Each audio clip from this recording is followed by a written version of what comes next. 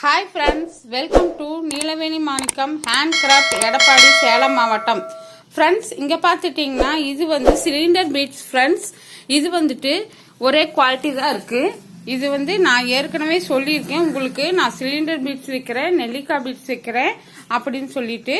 அதே மாதிரி இந்த மாதிரி ரவுண்ட் பீட்ஸும் நான் சேல் பண்ணுறேன்னு சொல்லியிருந்தேன். இது வந்துட்டு சிலிண்டர் பீட்ஸ் ஃப்ரெண்ட்ஸ். இது ஆரம்பத்துலேருந்து நான் சேல் பண்ணிகிட்ருக்கேன். Cylinder beads plus amla beads.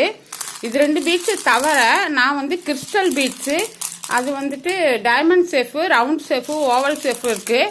அது வந்துட்டு நான் விற்றதில்லை. ஆனால் இந்த 3 நாளாக வந்து என்ன டார்ச்சர் பண்ணுறாங்க. ஒவ்வொன்றும் என்ன விலைன்னு நான் வந்து வீடியோ போட்டிருக்கேன் ஃப்ரெண்ட்ஸ். நான் விற்கிற பொருளை நான் வீடியோ போட்டிருக்கேன். எங்கிட்ட இருக்கிறது வந்து சிலிண்டர் பீட்ஸும் ப்ளஸ் வந்து ஆம்லா பீட்ஸ் மட்டும்தான் நான் சேல் பண்ணுறேன்னு நான் சொல்லியிருக்கேன். அப்படி இருந்துட்டும் என்னோட வீடியோவை பார்த்து தான் வந்தேன்னு சொல்கிறாங்க. நான் என்னோட வீடியோவில் எங்கே நான் cylinder diamond beads, crystal beads, oval beads, round beads எல்லாம் நான் காமிச்சிருக்கேன். நீங்களே சொல்லுங்கள். சரி, கஸ்டமர்ஸ் கேட்குறாங்களே அப்படின்னு நான் ரிஸ்க் எடுத்து சென்னையில் விலை கேட்டு சொல்கிறேன். ரேட் அதிகம் வேணாம் அப்படின்னு சொல்லிட்டு அப்போவே வேறு சேனலில் அந்த எங்கிட்ட விலை கேட்ட பீட்ஸோட இது வந்து வீடியோ போடுறாங்க ஃப்ரெண்ட்ஸ். இது எதுக்கு வந்து வெரிஃபை பண்ணுறீங்கன்னு எனக்கு தெரியல. இப்போ உங்களுக்கு பீட்ஸ் வேணும் தேவைன்னா நீங்கள் பூந்தமல்லியில், சென்னையில் தானே இருக்குது பூந்தமல்லியிலேருந்து எடப்பாடியில் இருக்கிற சேலம் நீலவேணி கிட்ட வேலை கேட்குறாங்க. அப்போ நீங்கள் பூந்தமல்லியில் இருந்துட்டு சென்னையில் போய் உங்களால் வாங்க முடியாதா? எதுக்கு ஃப்ரெண்ட்ஸ் இப்படி பண்ணுறீங்க? தேவையில்லாமல் எங்களை டென்ஷன் ஏன் பண்ணுறீங்கன்னு தான் நான் உங்களை கேட்குறேன்.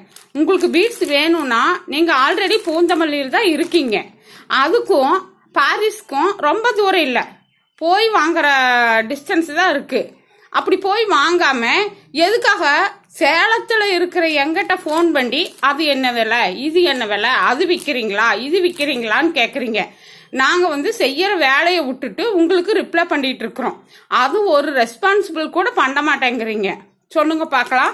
இப்படி வேணும்னே தான் பண்ணிட்டு இருக்கீங்க ஃப்ரெண்ட்ஸ். நானும் பார்த்துட்டேன். இந்த ஒரு வாரமாக எனக்கு ஒயர் விலை என்ன விலை, 10 கட்டு என்ன விலை, 10 கட்டு 450 ரூபா ஆகுது. ப்ளஸ் கொரியர் சார்ஜுன்னா கொரியர் சார்ஜ் மைனஸ் பண்ண மாட்டேங்களா? அது எப்படி ஃப்ரெண்ட்ஸ்? நாங்கள் வாங்குற இடத்துல எங்களுக்கு லாரி சர்வீஸ் வருது, அங்கிருந்து வீட்டுக்கு கொண்டாடுறக்கு ஆட்டோ சர்வீஸ் வருது. அவ்வளவும் வச்சுக்கிட்டு நான் எப்படி உங்களுக்கு கொரியர் சார்ஜ் ஃப்ரீ போடுவேன்? நீங்களே சொல்லுங்க. ஒரு பொருள், இந்த பொருளை நீங்களே டைரெக்டாக பூந்தமல்லியில் இருந்துட்டு டைரெக்டாக போய் சேல் பண்ணுறீங்கன்னு வச்சுக்கோங்க. பாரிஸில் இந்த பொருள் வந்து 40 ரூபாய்க்கு கொடுக்குறான். நீங்கள் 40 ரூபாய்க்கு அவன் கடையிலேருந்து வாங்கி அப்படியேவா நீங்கள் போட போகிறீங்க? 10 ரூபா நீங்கள் லாபம் வைப்பீங்க தானே. அந்த 10 ரூபா லாபம் எதுக்கு? நீங்கள் பூந்தமல்லியிலேருந்து பாரிஸ் போயிட்டு ரிட்டர்ன் வர்றதுக்காக தான் அது பெட்ரோல் சார்ஜ் விலை. அதுக்கு தான் 10 ரூபா 5 ரூபா நாங்கள் வைக்கிறோம் மொழிய. மற்றபடி வந்து யாரையும் டேம்னேட் பண்ணுங்கிறதுக்காகலாம் நாங்கள் வைக்கிறது இல்லை. புரியுதுங்களா? இதோட விலை வந்து இந்த விலை அப்படின்னா அது கூட 5-10 சேர்த்தி தான் கடைக்காரங்கிட்ட வாங்கி நாங்கள் சேல் பண்ண முடியும்.